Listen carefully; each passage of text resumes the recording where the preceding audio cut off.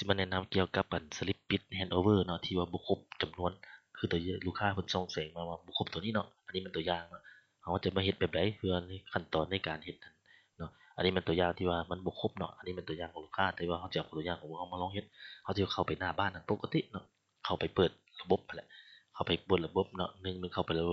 บบมันเดี๋ยวเราจะเข้าระบบกันมันนึงเข้าไปหาระบบมันนึงเข้าไปหาระบบตัวนี้เข้ามาเปิดระบบ ก็จะบ่มีหยังเนาะเปิดระบบเราก็มีแต่ว่าขั้นตอนการเปิดแล้วเราสิปิดกะสำคัญเป็นตัวขั้นตอนปิดกะเนาะขั้นตอนการปิดกะอามันจะใช้เวลาเดืมเปิดขึ้นนะเนาะเดี๋ยวเราเปิดกะมาปกติคือเราขายเครื่องเลยเนาะขายเครื่องเนี่ยแต่ว่านี้เราสิลองเฮ็ดตัวอย่างขั้นตอนมันมาแบบขั้นตอนแบบใดเนาะอันนี้สมมุติว่าเราเข้ามาแล้วเรารับเงินปกตินี่รับเงินไปเลยเพื่อเราจะปิดกะหรือว่ามอบกายผู้ใดผู้หนึ่งนะแต่เราสิเอาตัวนั้นมาซื่อตัวนั้นมาย้อนว่า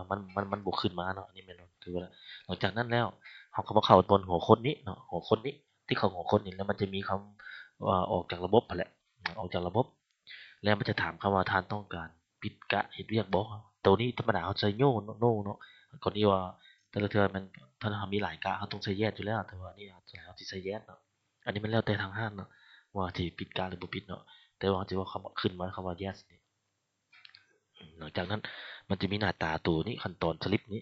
สลิปตัวธุรกรรมนี่เนาะมันจะขึ้นมาเบิดนี่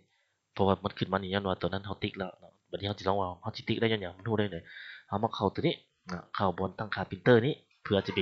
แก้ไขเอาสลิปตัวนี้มาเนาะตะกี้ตอนเราเปิดมามันจะบ่มีติ๊กอยู่นี่ตัวนี้แม่นถ้าลูกค้าต้องการตัวใดมันติ๊กเอาเบิดเลยเนาะถ้าตัวใดบ่ถูกต้องเขาก็ติ๊กออกเอาบางเทื่อมันยาวเกินไปบ่อันนี้เราสิติ๊กเอาเบิดเลยเนาะเพื่อหยังเพื่อให้เห็นหน้าตาของมันแล้วกดโอเคไป หลังจากนั้นเขาก็ปิ้นออกเบิ่งเนาะปิ้นเป็นปิ้นสลิปปิดกะนี่แหละให้เฉพาะพนักงานเนาะแต่ว่าเขาตั้งตัวเดียวมันก็ถือว่าล็อกไว้เลยเนาะเขาก็ปิดไปเลย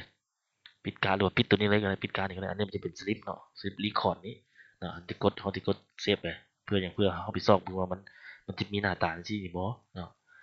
เนี่ยมันขึ้นมาละหน้าตามันเนี่ยตัวนี้ตะกี้มันจะบ่ครบเดี๋ยวนี้มันเป็นประเด็นมันครบแล้วเนาะครบทุกการความต้องการที่ว่าลูกค้าต้องการเลยเนาะตัวนี้ตัวเมื่อวานที่ว่าได้มาเนาะโอเคอันนี้มันสลิปปิดนี่ ก็ถือว่าบ่มีหยังดอกแต่ว่าเมื่อวานเนี่ยย้อนว่าอันหลายมีแต่ลองไปเฮ็ดเบิ่งเด้อเจ้าเด้อโอ